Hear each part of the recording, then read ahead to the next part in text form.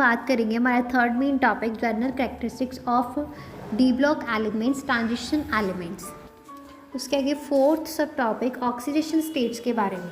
तो transition elements exhibit a variable oxidation state क्योंकि इनमें इन्वॉल्वमेंट होती है दोनों NS और N-1D इलेक्ट्रॉन की इन बॉन्डिंग, जिससे कि स्टेट जो है डिफरिंग बाय यूनिटी एंड अक्सर ranging from +2 to +7 with +2 being the most common lowest state। तो stable configuration D0, D5, D10 जो है influence the relative stability of some oxidation state like magnesium 2, titanium 4। तो element जो है at the end of the series जैसे कि scandium, zinc, सो इनके अंदर लिमिटेड स्टेट्स होती है due to having too few और टू मैनी डी इलेक्ट्रॉन्स। तो क्यों जो है वेरिएबल ऑक्सीडेशन स्टेट अकर करती है, क्योंकि पार्शली फिल्ड N-D ऑर्बिटल के प्रेजेंस के कारण long side the NS electron जो प्रोवाइड करता है इलेक्ट्रॉन को दैट कैन बी लॉस्ट और शेयर और leading to multiple oxidation state. तो energy difference between the NS and N-1D orbital छोटा है, so it is energetically feasible for electrons from both types of orbitals to participate in bonding. तो most common lower oxidation state जो है वो first और transition element is a +2 जिसके result से loss of the 2 4s electrons. कुछ oxidation जो है पर्टिकुलरली स्टेबल होती है क्योंकि ये result in a noble gas configuration like a scandium is a D0 and manganese ion D5 और completely filled D orbitals copper ion which is a D10। तो number जो है कॉमन ऑक्सीडेशन स्टेट के वो टिपिकली इंक्रीज करते हैं from left to right और peak पे होते हैं in the middle of series, example with the manganese और and decrease toward the right. तो stability trend higher oxidation state जो है बहुत ज़्यादा स्टेबल होती है in 4D and 5D series compare to 3D series, specially उन कंपाउंड्स में जो कि हाईली इलेक्ट्रोनेगेटिव एलिमेंट्स होते हैं जैसे कि फ्लोरीन, ऑक्सीजन और क्लोरीन। एंड एलिमेंट्स जैसे कि स्कैंडियम और जिंक की अगर बात करें तो स्कैंडियम की ओनली जो है +3 ऑक्सीडेशन स्टेट होती है achieving a stable D0 configuration.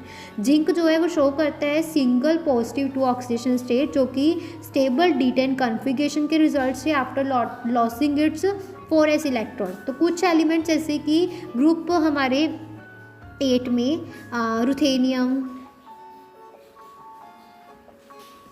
Ruthenium, osmium, तो ये अचीव करते हैं बहुत ज़्यादा हाई ऑक्सीडेशन स्टेट जो शोइंग अ मैक्सिमम ऑफ +8। तो यहाँ तक क्लियर होता है। ओके, अभी नेक्स्ट बात करते हैं फिफ्थ सब टॉपिक के बारे में।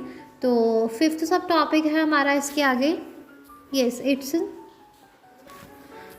Trends in M2 over as M2 positive over M standard electrode potentials.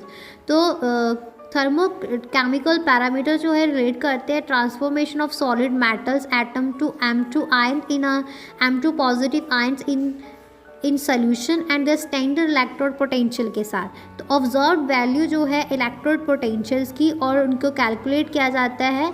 Unique behaviour है कॉपर का कि वो पॉजिटिव इलेक्ट्रोड पोटेंशियल है और count for its inability to liberate H2 from acid. सिर्फ जो है ऑक्सीडाइजिंग एसिड जैसे कि नाइट्रिक एसिड और हॉट कंसनट्रेटेड सल्फ्यूरिक एसिड वो रिएक्ट करते हैं कॉपर के साथ और the acid being reduce to high energy to transform copper to copper ion is not balanced by its hydration enthalpy. तो जनरल ट्रेंड जो है toward less negative electrode potential value across the series is related to the general increase in the sum of first and second ionization enthalpies. It is interesting to note that the value of electrode potential for manganese, nickel and zinc are more negative than expected from the trend. Clear हुआ।